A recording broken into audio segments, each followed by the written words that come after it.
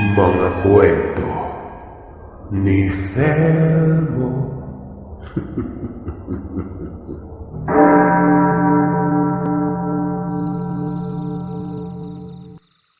Mapagpalang araw sa inyo, Sir Seth, at sa inyong masugid na tagapakinig. Ako si Saib, taga Cotabato. Nagsimula akong mahilig makinig ng mga kwentong aswang noong nagsasampung taong gulang pa lamang ako. Pag wala kaming ginagawa ng kapatid kong lalaki ay pumupunta kami sa bahay ng lolo para makinig ng mga karanasan niya tungkol sa aswang. At ngayong nasa 41 taong gulang na ako, dahil na rin sa social media at kakapanood ko ng YouTube, ay napansin ko yung channel nyo. Higit 1 taon at kalahati na akong nakikinig sa mga kwento nyo. Kaya naisipan ko ring magbahagi. Nagbabaka sakaling mapansin mo ang sulat ko na ito. Ang kwentong ito ay nangyari sa lalawigan ng Negros Occidental noong dekada 70. Kwento ito ng lolo Tasyo ko kung saan meron silang kapitbahay na tawagin na lamang nating Fernan. Napadpad ito sa lugar nila dahil ang kanyang asawa ay doon nakatira. Bago itong lipat sa kanilang baryo, kung saan malayo ang agwat ng kabahayan, para lubos na maintindihan na ilalagay natin sa point of view ni Fernan. Ako si Fernand, 24 na taong gulang. Bagong lipat ako sa Negros Occidental dahil doon ang lugar ng napangasawa ko. Hindi ko na lamang babanggitin ang eksaktong lugar para na rin sa privacy ng bawat isa. Ako ay merong asawa. Natawagin na lamang natin sa pangalang Paloma. 19 na taong gulang siya ng mga panahon na yon. Maganda, morena si Paloma. Matangos ang ilong. Ang mga mata nito ay animoy parang nangungusap kung makatingin at maganda din ang hubog ng kanyang katawan. Kaya nabighani at napaibig ako ng sobra dahil din sa mabait at mapag-alaga ito. Kumbaga, full package na. Bunso sa 3 magkakapatid si Paloma. Ang nakakatandang lalaking kapatid nito ay matipuno. Matangkad din. Pero malalim ang mga mata nito na para bang laging puyat. Nakilala ko si Paloma sa Cebu. Naging tendera ng isang malaking establishmento. Nagkamabutihan kami at hindi nagtagal, nabuntis ko ito. Kaya nang malaman ng magulang niya ay pinauwi kami sa kanila pero nagmatigas ang asawa ko na uuwi lamang kami sa isang kondisyon. Kung bubukod kami ng tirahan malayo sa kanila. Napangiti ako dahil tama naman. Mas mainam na malayo ang aming tirahan sa kanilang pamilya. Isang baryo ang pagitan namin ng aking mga biyenan. Dahil malayo at nasa liblib na ang aming tirahan, maraming mga palayan ang dadaanan mo, mga kanyugan, bago ka makarating sa amin. Sa likod ng bahay namin sa hindi kalayuan ay magubat na. Dahil marami na akong karanasan na trabaho ay naging karpentero ako. Iniiwan ko si Paloma pag-araw. Hindi naman ito matatakotin pero bago pa man magdapit hapon, uuwi na ako. Todo ipon ako noon para sa araw ng kanyang kabuanan. Sa hindi kalayuan, mga 20 minuto na paglalakad, ay bahay na ng aming kapitbahay na si Mang Tasyo. Mabait itong lalaking ito, palakwento. Naglalako din ito ng tuba at dadaanan ako nito minsan sa bahay. Magandang umaga, Fernand! Medyo marami-raming tuba ang nakuha ko kaya nagdala ako para sa'yo. Ay, may nabalitaan ka ba? May patay daw sa kabilang baryo ah. Gutay-gutay yung katawan. Halos wala nang lamang loob. Mag-iingat kayo palagi, iho ah. At parang malapit ng kabuhanan ng asawa mo. Magsindi ka lagi ng goma, lalo't pagbandang hapon at gabi na. Yun nga yung ginagawa ko, Mang Tasyo eh. Salamat po sa pag-aalala. Oo siya, iho. Uuwi na ako at may aasikasuhin pa ako. Babalikan kita sa susunod, ha? Nanganak si Paloma ng isang malusog na sanggol. At ang pamilya ni Paloma, minsanan lang kung bumibisita. Hanggang sa nagdalawang buwan ang anak namin noon. Lingid sa aking kaalaman, umuusal pala itong si Paloma ng salitang pampahimbing. Sa akin at sa anak ko, sa anak namin. Tapos umaalis ito. Nasundan ang pangyayaring yon ng maraming beses hanggang sa nagtatlong buwan na ang aming anak. Isang umaga, nagising ng bandang 10:00 ng umaga si Paloma. Mahal, gising ka na pala. Kumain ka na ba? Bakit napakatamlay mo at parang wala ka pang tulog kung titingnan na? Ayon naman sa asawa ko na ito, tinanghali umano siya ng gising gawa ng siguro sa pagbabantay sa anak namin. Sinabi ko na lamang na magpahinga siya ng araw na yon. Na ako muna mag-aasikaso sa mga gawain para makabawi naman ang katawan niya. Nung araw kasi na yon ay libre ako. Bukas makalawa pang trabaho ko noon. Walang ano-ano ay bigla na lamang nagsalita si Paloma ng, "Kaya mahal na mahal kita eh. Maalaga ka at mabait ka. Kung isang araw ay..." Magsasalita pa sana ito nang dumating ang kanyang mga magulang. Natawagin na lamang nating sila Nanay Marta at ako'y kasama ang nakakatandang kapatid na lalaki na tawagin nating si Elmar at itong si Eric. Matapos makapagmano, ayon sa kanila ay doon sila manananghalian. May dala umano silang pulutan at maya-maya ay magiinuman kami noon. Sulitin natin yung pagkakataon, bayaw. Minsaanan lang to. Sabi ko namang saktong mamaya ay dadaan dito si Mang Tasyo na naglalako ng tuba noon. Tinawag ko si Paloma. Lumabas si Paloma sa beranda at umupo ito.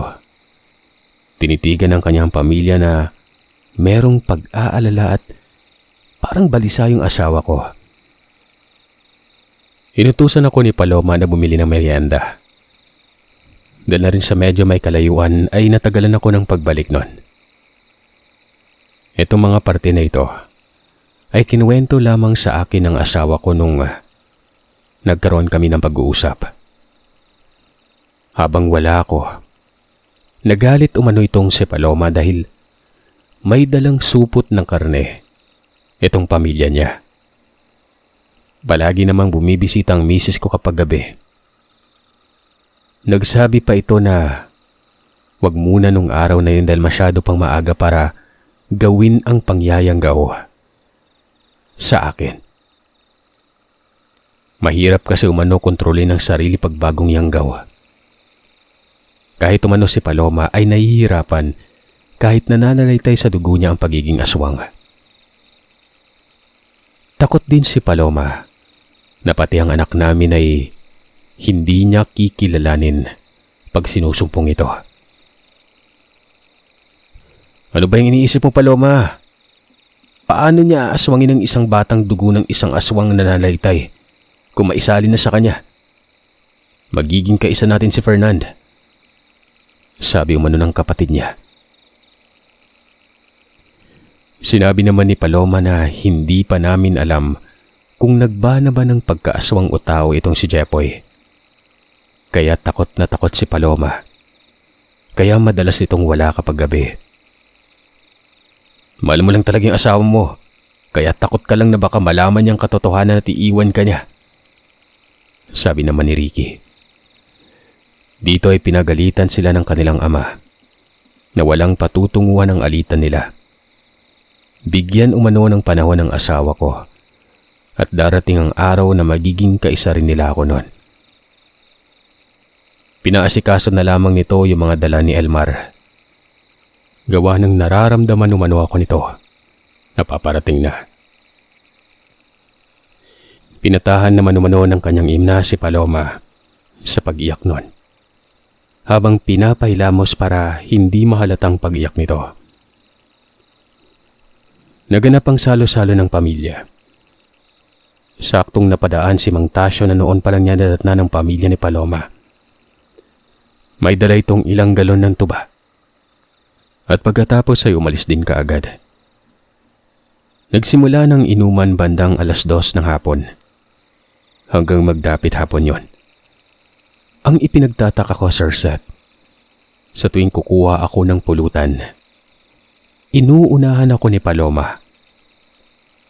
Kinakain niya ito at inuubos nun. Mahal, ano ka ba? Kami lang yatang umiinom dito na walang pulutan ah. Patawa ko pang sabi nun. Ay naman kay Paloma, meron pa naman umano kaming alagang mga manok. Pwede namang katayin niya umano yun at yun na ang pupulutan namin.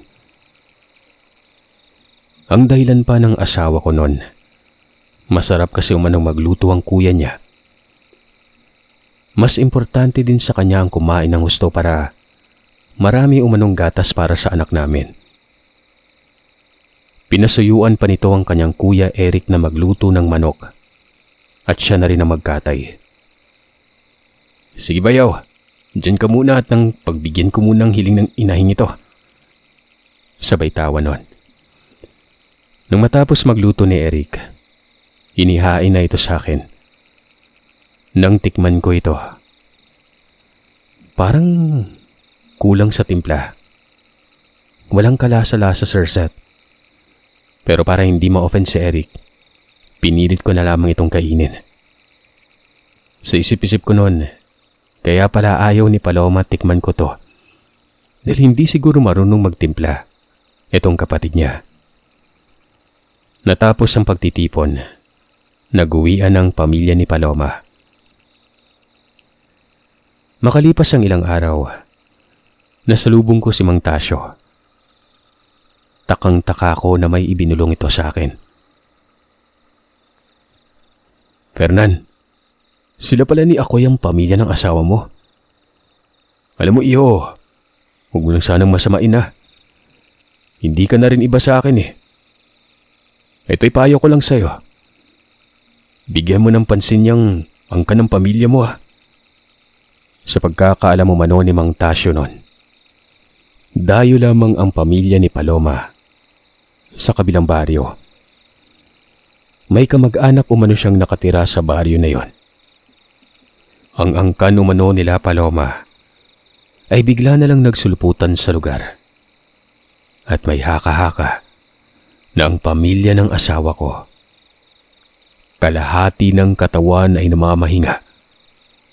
Pero ang kalahati ay naglalakbay sa gabi. Napatanong ako kay Mang Tasyo nun. Anong ibig mong sabihin, Mang Tasyo? May iniabot ito sa akin. Pangontra umano sa anumang usal na isinasagawa ng aswang. Wag na wag ko daw ipapakita ito kahit kanino. Maske sa asawa ko. Naguguluhan man pero tinanggap ko pa rin yung berdeng bato na maliit at nagpasalamat ako sa kanya. Hindi ko alam kung bakit parang naniniwala talaga ako sa sinasabi ni Mang Tasyo noon. Kinagabihan, nagising ako na wala ang asawa ko sa tabi ng higaan. Habang tulog na tulog ang 3 buwang anak ko. Hinanap ko ito pero hindi ko mahagilap. Bumalik na lamang ako sa higaan para hintayin si Paloma. Pero umabot na ng 3:00 ng madaling araw. Wala pa rin ito. Maya-maya pa, nagkunwari akong tulog nang mapansin ko na may nagbukas ng pintuan at tumiga sa tabi ko. Pero ang ipinagtataka ko nun ay bakit bagong ligo ang asawa ko. Alam mo yung unang naisip ko noon, Sir Seth? Na pinagtaksilan ako ni Paloma. Baka mali ang sinabi ni Mang Tasyo. Hindi aswang, kundi ibang lalaki ang inaaswang ng asawa ko. Kinaumagahan, pinuntahan ko si Mang Tasyo at sinabi ko ang problema. Humingi ako ng pabor sa matanda na kung sakaling aalis ulit yung asawa ko kapag gabi, ay dadaan ko sa kanyang anak ko para ibilin. Kung sakaling mawawala ulit ang asawa ko sa kalaliman ng gabi, susundan ko yon. Sumang-ayon naman si Mang Tasyo nun. Nasundan pa ng ilang gabi pero hindi umaalis si Paloma. Hanggang isang gabi nun, nagpatiuna akong matulog at nagpapanggap akong pagod na pagod. Habang naghihili ng bata si Paloma, kunwari tulog na ako nun. Pagpatak ng hating gabi, narinig kong nag-uusal ng dasal itong asawa ko. Ayon kay Mang Tasyo ay pampaantok at pampabulag umano ang dasal na yon. Ang anak lamang namin ang naapektuhan nun, Sir Seth. Hindi tumalab sa akin ang kung anumang dinadasal ng misis ko nun. Maya-maya ay lumabas ang asawa ko sa bahay. Nang tingnan ko ito ng tingin, nakita kong nagmadaling pumasok ito sa may kagubatan. Sobrang kaba ko kaya binalot ko ng kumot ang sanggol para hindi malamigan. Kinarga ko ito. Dali-dali kong sinundan ang asawa ko habang dahan-dahang naglalakad. Hindi rin mahirap baybayin ang daanan dahil maliwanag ang buwan. Doon ay nakita ko si Paloma sa kanyang kinatatayuan. Doon ako nagkubli sa madahong parte ng kakahuyan. Akala ko, ibang lalaki ang madadatnan ko doon. Nakita ko si Paloma na may ginagawa. Naghubad ito ng pang-itaas. Akala ko, totoo ang mga pagdududa ko. Ayun na naghubad na. Baka lalabas na lamang yung kalaguyo niya, di ba? Pero nagkamali ako. Walang ano-ano ay bigla itong nagpahid ng langis sa balakang at sa katawan.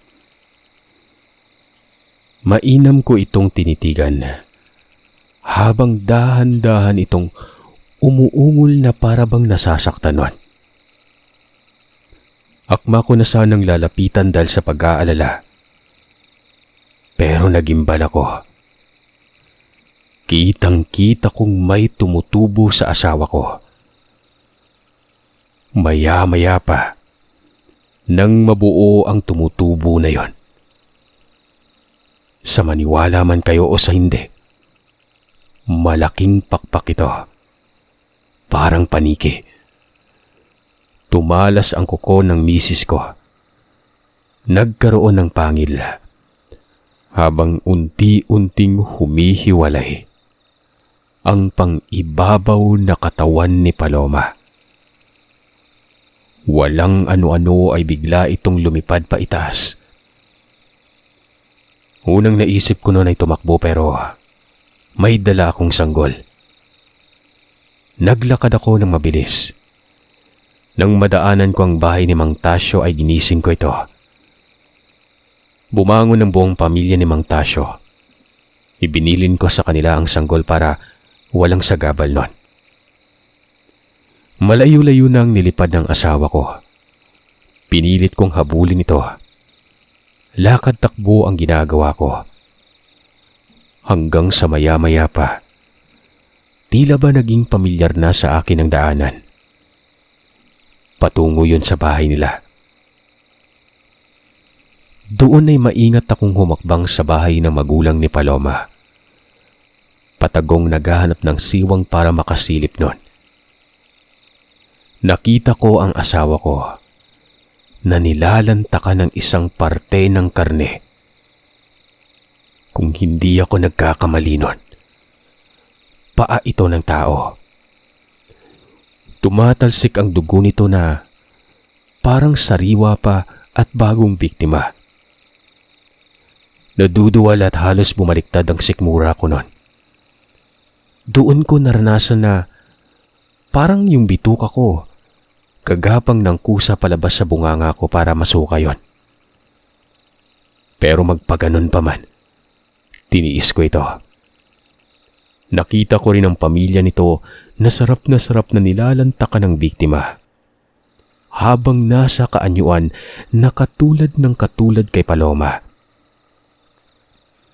Narinig ko pang nagsalita ang ama ni Paloma sa garalgal na boses. Anak, Paloma, dapat ay maging kaisa na natin si Fernan. Para dito na kayo malapit sa amin manirahan. Tanging pagtitig lamang ang ginawa ng misis ko sa ama, habang patuloy nang inangat-ngat ang karne. Napatakip na lamang ako ng bibig nun. Dahan-dahan akong lumayo. Nangangatog ang mga paa kong naglakad pa atras. Tumatagaktak ang pawis. Kasabay ng pawis na yon ay ang pagdaloy ng luha sa mga mata ko nang hindi ko namamalayan. Halong panghihinayang na may pagkasuklam at sising-sisi ako sa sarili ko kung bakit hindi ko kinilala ng mabuti ang asawa ko at ang pamilya nito. Umuwi ako sa bahay na parang sinakluban ng langit. Nilagyan ko ng asin ang kalahating katawan ni Paloma habang gumagalaw-galaw pa ang laman loob nito. Nakakadiri tingnan yung madilaw-dilaw na taba at mapupulang parte ng kalahating katawan ay parang kinatay na baka. Hinihintay kong umuwi si Paloma ng madaling araw habang umiiyak at galit na galit akong sumisigaw. Pagkarating niya, sinigawan ko ito. May lahi pala kayong manananggal. Ba't di mo sinabi? Mabuti pa, Paloma. Papatayin na lang kita. Mas marami ka pang mabikta mo o mapatay ka ng iba. Akma ko na sanang bubuhusan ng suka ang kalahating katawan ni Paloma pero nagmakaawa ito. Dito ito nagkuwento habang walang tigil sa paglipad nun. Habang binabanggit niya ang mga katagang mahal na mahal niya ako at ang anak namin higit pa sa pamilya niya. Huwag ko manong ituloy ang binabala ko nun. May paraan pa umano para mahinto ang sumpa. Tulungan ko lamang umano siya. Ba't di mo kaagad sinabi, Paloma? Sana tulungan kita o malayo man lamang kita sa pamilya mo. Naglihim ka. Sinaktan mo ako. Patuloy na nagmamakaawa si Paloma. May paraan pa umano at pwede niyang talikuran ng pamilya niya alang-alang sa pamilya namin.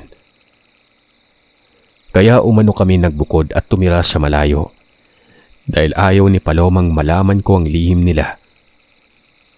Hindi niya ako pinakain ng karning dala ng kapatid niya dahil karne umano ng tao yon. Ayaw niyang mahawaan ako. Ayon pa kay Paloma, wala umanong problema sa kanya kung makatikim siya ng asin nun dahil bago pa lamang ipinasa sa kanya ang pagkaaswang.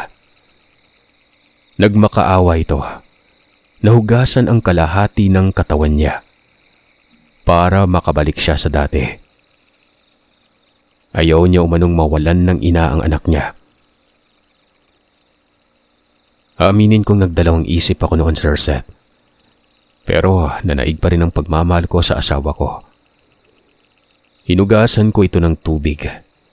Kinuha ko yung asin. Hanggang nakabalik na si Paloma sa normal na anyo nito. Matapos makapagpasalamat ng misis ko, sinabi nito na tulungan ko umano siya. Magkatay umano ako ng 7 puting manok na kulay ginto ang mga paa at maghukay ng malalim. Hasain ko rin umano yung itak at palakol. Kinabukasan nga nun, binalikan ko ang anak ko kay Mang Tasyo. Sinabi ko ang buong nangyari. Si Mang Tasyo ay may konting kaalaman patungkol sa albularyo dahil ang kanyang ama ay isang manggagamot. Hindi niya lang nasunod ang yapak ng kanyang ama, kaya tanging pangontra lamang ang kanyang alam noon. Binigyan niya ako ng isang halamang dagat na sinisid sa kailaliman na isang pangontra kung saan nahuhulog ang anumang uri ng aswang na lumilipad at hindi makalapit. Pag-uwi ko, naganap ako ng mga manok na kailangan ni Paloma. Pagkatapos ay naghukay ako. Lampas tao ang lalim ng hinukay ko.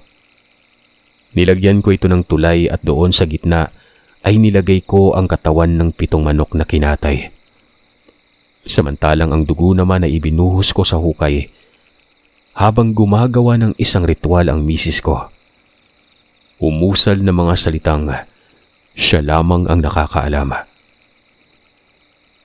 Tinatawag niya umano ang alaga ng kanyang pamilya. Ang unang dumating, buhaya. Alaga umano ng kanyang ama noon. Bago pa man ito makaapak sa tulay kung saan naroroon sa gitna ang alay, pinalakol ko na ito. Hindi ito nakapanglaban dahil sa ritual na ginagawa ni Paloma. Ang pang-anyaya sa mga alaga ng pamilya niya, yun ang ritual na ginagawa niya noon. Inihagis ko ang putol-putol na katawan sa butas. Ang pangalawang dumating ay ang baboy ramo, na siyang alaga naman ng kanyang ina. Parehang paraan ang ginawa ko. Pinutulan ko rin ito ng ulo. Sa ikatlong pagtawag ay dumating naman ang isang asong nagbabaga ang mga mata. Pero pinatay at pinugutan ko rin ito ng ulo. At ang pang-apat ay ang pusang itim. Lalapit sana kay Paloma ang pusang itim na yon. Pero pinugutan ko na rin ito ng ulo at inihagis din ang katawan sa malalim na butas.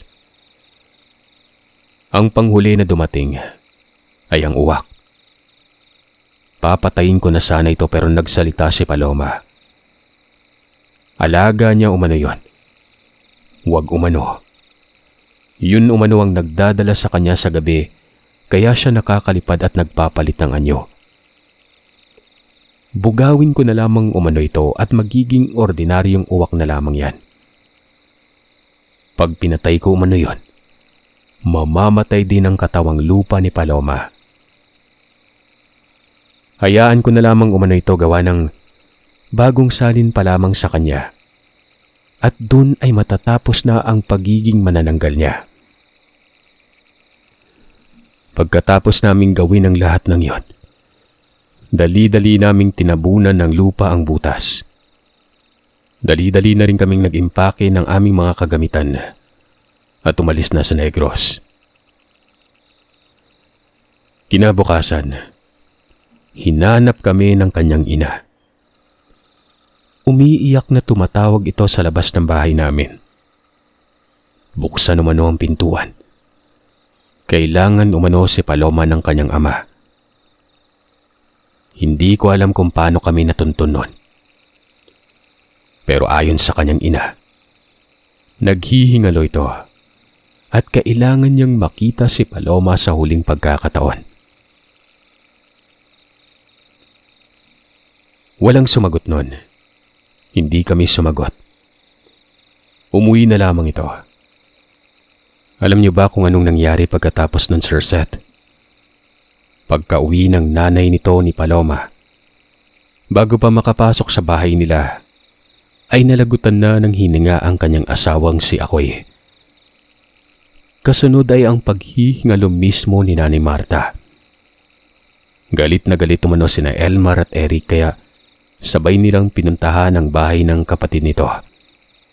Yung lumang bahay. Habang sumisigaw na hinahanap ang bunso nila. Tinadyakan nila ang pintuan at sinira ito pero wala na nga kami doon. Sigaw ng sigaw umano sila na papatay nila si Paloma. Nawala umano itong utang na loob na kahit saan magtago ay susundan umano ito ng angka nila. Hahanapin umano nila ito at gugutay-gutay ng katawan Pagpipiestahan umano nila ako. Pinili umano kami ni Paloma dahil lamang sa akin noon.